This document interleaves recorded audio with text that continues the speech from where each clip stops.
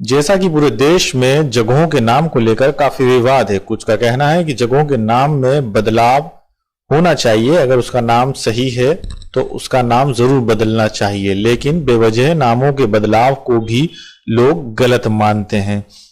नामों को लेकर जगहों के नाम, शहर के नाम और कई और अन्य जगहों के नाम जो प्रकृति ने हमें दी हैं, उन जगहों के नामों को लेकर काफी कुछ विवाद है। कई तरह की किंवदंतियां हैं, कहानियां हैं, किस्से हैं।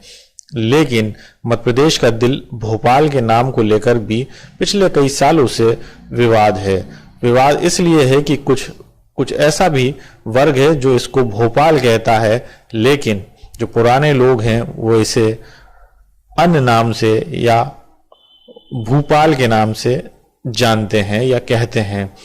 क्या उसका एक्चुअल नाम है और क्यों इसके नाम को लेकर विवाद है, इसको जानने के लिए हमने बात की जिन्होंने नवाब या राजाओं का शासनकाल नजदीक से देखा, समझा, पढ़ा है इसको, और वो उनकी काफी रुचि है इस तरह की जगहों को, नामों को या इतिहास को समझने और जानने की। हमारे साथ हैं श्याम मुंशी जी। उनसे जानेंगे कि आखिर भोपाल का एक्चुअल नाम क्या है, सही नाम क्या है और उसके पीछे की कहानी क्या है।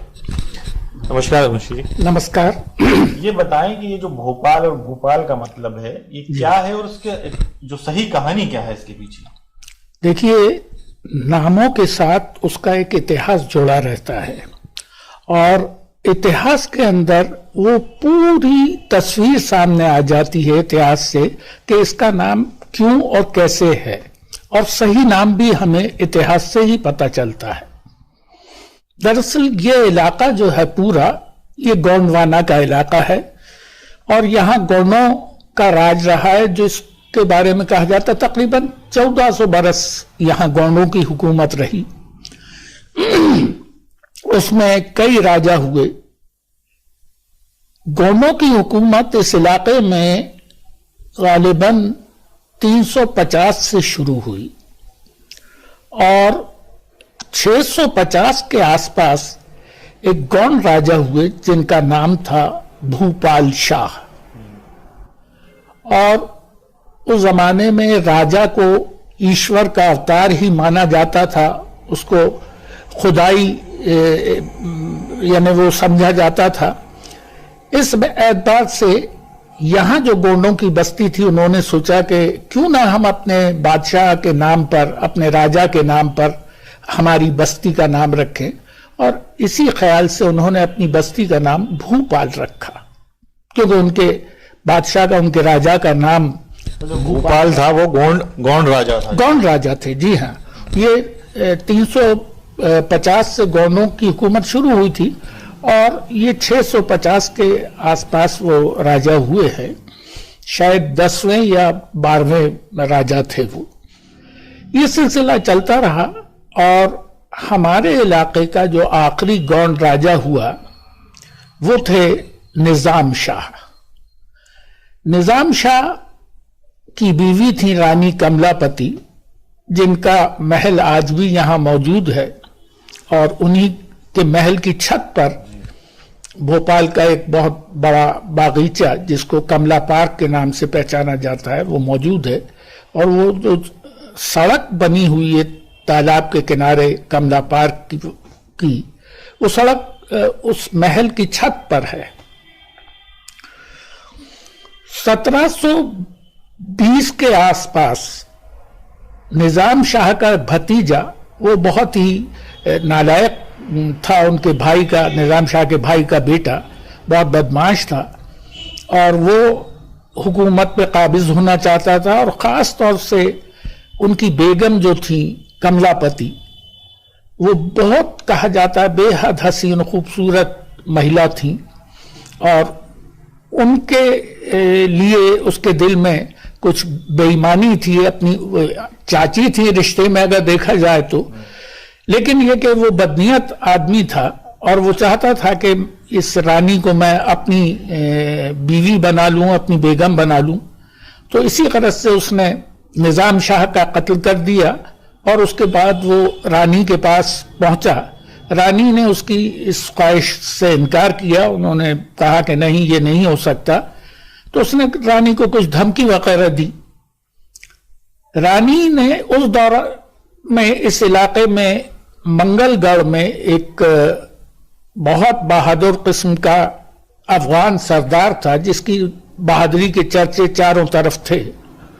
तो रानी ने दोस्त मोहम्मद खां उस अफगान सरदार के पास एक खत लिखकर भेजा और उस खत में कुछ इस तरह से लिखा कि मैं आपकी बहन इस वक्त बहुत परेशानी में मुब्तला हूं और मुझे इस वक्त आपकी ज़रूरत महसूस हो रही है, आपकी मदद की ज़रूरत है मुझे, और मैं उम्मीद करती हूं कि आप अपनी बहन को नाउम्मीद नहीं करेंगे और उसकी ज़रूर मदद करेंगे। और उसके साथ में कहा जाता है कि एक राखी भी भेजी। ये खत जब दोस्त मोहम्मद खां को मिला तो फौरन अपनी फौज लेकर रानी के पास पहुंचे और उन्होंने निजाम शाह के भतीजे से लड़ाई की और उस लड़ाई में निजाम शाह के भतीजे को कत्ल किया। ये जो कहानी कहते हैं, जो बताई जाती है कहानी कि नवाब जो उस समय रहे उनकी नीयत रानी पर खराब थी, जो एक कहानी सुनाई जाती वो सही है गलत है? ये पूरी तरह से गलत है, क्योंकि जब देखिए, अब मैं वही बात आपको, उसका जवाब भी आपको इसमें मिल जाएगा। जब निजाम शाह के भतीजे को कत्ल करके और दोस्त मोहम्मद खान ने रानी से कहा कि अब आपको किसी किस्म की फिक्र करने की जरूरत नहीं है, आपकी हिफाजत की जिम्मेदारी जब तक आप हयात हैं, आप जिंदा हैं, वो सारी जिम्मेदारी मेरी है और आप बिल्कुल बेफिक्र होकर आप रहिए। तो रानी उससे बहुत खुश हुई और उन्होंने, चूंकि भाई तो उन्होंने कहा ही था उसको, तो निजाम शाह को, ये दोस्त मोहम्मद खां को, ये पूरा इलाका जो आज भोपाल कहला रहा है, ये इलाका उन्होंने तोहफे में, भोपाल के जो पहले नवाब थे दोस्त मोहम्मद खान, उनकी बात है, उनको जो है रानी कमलापति ने ये पूरा तोहफे में दिया था। हाँ, कि खुश होकर के उन्होंने भाई, हाँ, उनकी यानी जान माल की हिफाजत की, उसको बचाया। तो इस बात से खुश होकर रानी ने ये इलाका दोस्त मोहम्मद खां को तोहफे में दिया है। ये बिल्कुल गलत बात है। और उसके बाद रानी की सारी जिंदगी हिफाजत की जिम्मेदारी भी उन्होंने ली कि भाई आपने मुझे भाई कहा है, आप मेरी बहन है, आपकी हिफाजत की जिम्मेदारी जाहिर है मेरी है। और इस तरह से उन्होंने, जब तक रानी हयात रही, जब तक वो जिंदा रही, काफी अरसे तक वो इसी महल में रही और उसके बाद ये यहाँ से किला गिंदौरगढ़ में उनका जो महल था उसमें जाकर शिफ्ट हो गई, वहां रही। और जब तक रानी मौजूद रही, दोस्त मोहम्मद खान ने उनकी हिफाजत की और उनको किसी किस्म की कोई तकलीफ नहीं होने दी।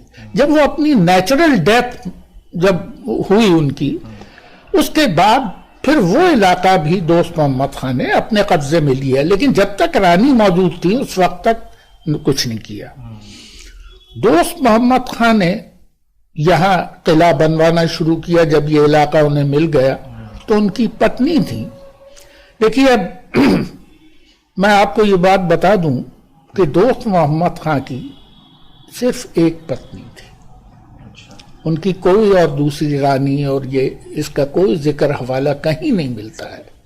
सिर्फ एक पत्नी थी, फतेह बीबी नाम था उनका।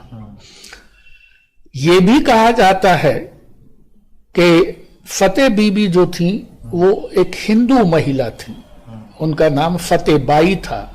और जब वो दोस्त मोहम्मद खान से उनकी शादी हुई, उसके बाद वो कन्वर्ट हुई और मुस्लिम हो गई और उनको फतेह बीबी कहा जाने लगा। उन्हीं के नाम से दोस्त मोहम्मद खान ने किले की तामीर की जिसके अंदर पूरा भोपाल सिमट गया था। उस किले का नाम उन्होंने अपनी पत्नी के नाम पर ही किला फतेहगढ़ रखा। ये है भोपाल का इतिहास। अब सवाल पैदा होता है कि इसका नाम भूपाल था। उस वक्त तक भूपाल ही था। मतलब जो पहले नवाब थे दोस्त मोहम्मद खान, तब तक भूपाल था। जी हाँ, और उसके काफी बाद तक जब यहाँ देखिए नाम जो बदला है, नाम बदलने की कुछ वजहें होती हैं। कुछ तो ये कि जो बेपढ़े लिखे आम लोग होते हैं वो उस नाम की अहमियत को या उस चीज को नहीं समझ पाते। उनको तो कुछ भी कहना है तो बहुत से नाम इस गफलत में बदल जाते हैं कि आम लोग जो कहने लगे वो नाम हो जाता है, असल नाम कहीं छिप जाता है। तो वो तो एक तरह से काबिले माफी है, मैं ये कहूंगा। लेकिन अगर नाम को जानबूझकर बदला जाए वो गलत है। तो नाम बदलने के पीछे आपकी मंशा क्या है, आपका इरादा क्या है, आपकी भावना क्या है, क्यों बदलना चाहते हैं आप नाम। नेचुरल वे में अगर कोई नाम बदला जाता है तो नो प्रॉब्लम, बिल्कुल बदल गया, अपने आप बदला हो जाता है, उस पर कोई ध्यान भी नहीं देता। लेकिन किसी मकसद के तहत अगर आप नाम बदलते हैं, वो मकसद अच्छा है या बुरा है, ये भी एक माने रखती है ये बात। तो अब भूपाल का नाम भोपाल कैसे हुआ, उसमें दो बातें हैं। एक तो ये कि भोपाल और भूपाल, उर्दू उस जमाने में यहां की जबान थी, उर्दू और फारसी। तो उर्दू में जो नाम लिखा जाता है, भूपाल और भोपाल की स्पेलिंग एक ही है। अब आप उसको भूपाल भी पढ़ सकते हैं, आप उसको भोपाल भी पढ़ सकते हैं। तो एक तो ये गफलत। दूसरा, जब अंग्रेज आए यहां तो अंग्रेजों ने इसकी स्पेलिंग अंग्रेजी में गलत लिख दी। वो उन लोगों ने BHOOPAL की जगह BHOPL लिख दिया। और जाहिर है अंग्रेज बहादुर ने वो नाम लिखा तो अब उनको कौन बताता, वो BHOPL ही चलने लगा। लेकिन इसका असल नाम भूपाल था। इसका एक सबूत ये है कि उस दौर में भोपाल रेलवे स्टेशन पर जो एक प्लेटफॉर्म के ऊपर एक बड़ा सा बोर्ड लगा रहता है शहर के नाम का, उस स्टेशन के नाम का, उस दौर की तस्वीरें और तलाश अगर आप करेंगे तो उसमें जो नाम लिखे हैं 3 जबानों में, अंग्रेजी में BHOPL, उर्दू में जैसा लिखा जाता है बे हे वाव, उसी तरह से लिखा हुआ है। और हिंदी में जो नाम लिखा है वो भा में बड़े ऊ की मात्रा लगाकर लिखा है, जो इस बात की दलील है, इस बात का सबूत है कि उसका असल नाम भूपाल है, ना कि भोपाल। तो ये इस तरह से नाम जो है वो तब्दील हुआ, लेकिन असल नाम उसका भूपाल है। अब एक और जो मसला यहां पैदा हो गया था, और अभी भी बहुत से लोग कहते हैं कि साहब राजा भोज ने इसको बसाया। और उसका नाम भोपाल का जो है भोजपाल या भोज करने के उस पर भी बहुत विवाद हुआ है। जी हाँ। तो ये जो मसला है, मैं आपको ये बताना चाहता हूं कि राजा भोज से हमारे आज के भोपाल का कोई ताल्लुक नहीं है, रत्ती भर ताल्लुक नहीं है। हाँ, एक चीज जरूर है कि राजा भोज जो 1100 बरस तकरीबन पहले हुए थे, कहा जाता है कि उनको कोई बीमारी हुई और उस बीमारी की वजह से वो बहुत परेशान थे। उनको कुछ हकीमों ने, वैद्यों ने ये बताया कि अगर आप 9 नदी और 99 नालों का पानी जमा करके और उसकी धार में अगर आप नहाएंगे तो आपकी ये बीमारी दूर हो सकती है। राजा बहुत बड़े राजा थे, उनकी राजधानी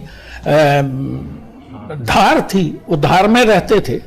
उन्होंने अपने लोगों से कहा कि भाई तलाश किया जाए ऐसी जगह जहां 9 नदी और 99 नालों का पानी हम इकट्ठा कर सकें और उसमें नहा सकें, तो जरा तलाश की जाए। तो वो तलाश मंडी द्वीप जो हमारे भोपाल के करीब ही है, भोपाल का ही अब उसको एक हिस्सा कहेंगे, उसके चारों तरफ वो तालाब तामीर किया गया, जिसके अवशेष आज भी भोजपुर में मौजूद हैं। कहा जाता है कि राजा भोज जब वो तालाब बन गया जिसके अंदर 9 नदी और 99 नाले जोड़े गए थे, उसमें कहते हैं कि एक नाला या नदी कम पड़ रहा था। तो तलाश शुरू हुई तो यह बताया जाता है कि कलिया सोत नाम की एक छोटी सी नदी उसमें मिलाई गई और उससे वो 9 नदी और 99 नाले पूरे हुए और भोजपुर के पास उसकी धार में बैठकर राजा भोज ने स्नान किया, नहाए, और वहीं उन्होंने ये घोषणा की कि यहां पर शिव मंदिर की तामीर की जाए, उसका निर्माण किया जाए। तो वो शिव मंदिर उनके दौर में उसी वक्त बनना शुरू हुआ, लेकिन वो पूरा नहीं हो पाया था और राजा भोज खत्म हो गए। ये ताल्लुक भोपाल से नजदीक की एक जगह भोजपुर, उस जगह का नाम भोजपुर रख दिया गया था, लेकिन इस भोपाल का राजा भोज से कोई ताल्लुक नहीं है। उस दौर में भोपाल से वो जगह तकरीबन 50 किलोमीटर दूर, और 1100 साल पहले 50 किलोमीटर का फासला कोई मामूली फासला नहीं था, वो बहुत दूर थे। तो राजा भोज का इस भोपाल से कोई ताल्लुक नहीं है। तो वो भोजपाल वाला मसला उठाया जाता रहता है अक्सर के राजा भोज ने साहब इसको बनाया इसलिए इसका नाम भोजपाल रखा जाए, ये बिल्कुल गलत है। दूसरा, ये जो तालाब मौजूदा हमारा बड़ा तालाब जिसे कहते हैं भोपाल में, इसको भोजताल कहने की कोशिश की गई, ये भी भोजताल नहीं है, ये राजा भोज से इस तालाब का कोई ताल्लुक नहीं है, ये गोंडों का बनाया हुआ तालाब है और इसका राजा भोज से कोई ताल्लुक नहीं है। तो इसका हमारे शहर का असल नाम जो है वो भोपाल है, लेकिन धीरे धीरे कुछ गफलतों की वजह से बदल के वो भोपाल हो गया, लेकिन भोजपाल ना तो भी ये पहले कभी रहा था और ना आगे ही ये हो पाएगा।